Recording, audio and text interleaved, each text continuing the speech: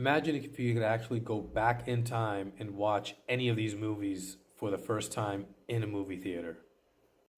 What's up, everybody? So, I've been on record saying that I believe that the 1990s were the best overall decade for cinema. Now, just get a look at the list of movies from 1990 alone. You have Edward Scissorhands, Total Recall, always good Arnold movie, Days of Thunder with Tom Cruise, Flatliners, which a few years ago they did a remake of that was absolutely terrible, but the original is really, really interesting horror movie. Misery, you have Awakenings, which is one of those dramas that you don't get anymore. This is with Robin Williams and Robert De Niro. Just amazing chemistry between the two. The Hunt for Red October, with the great director John McTiernan, responsible for Predator and Die Hard, another Arnold movie. I mean, at least with The Hunt for Red October, you have Sean Connery and Alec Baldwin.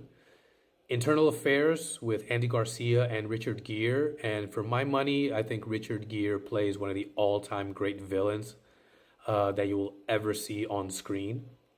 Miller's Crossing, I mean, Coen Brothers, can't get much better than that.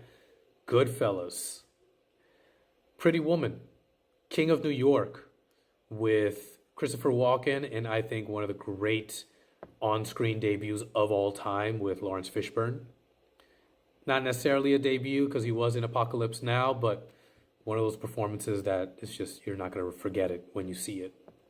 Home Alone, Dances with Wolves, Ghost, which is a big one for me because I love Patrick Swayze and his chemistry with Whoopi Goldberg is just undeniable and all time. Kindergarten Cop. I believe that was the first comedy that Arnold Schwarzenegger ever did. So that was a huge departure coming from all of those great action movies of the 80s that he was in. Tremors, which I don't necessarily understand why it's kind of like has a cult classic because it's kind of ridiculous. But it's definitely enjoyable. Let's put it that way. Lionheart, because I'm such a huge Jean-Claude Van Damme fan. That's definitely part of the catalog to watch if you're an action movie martial arts fan.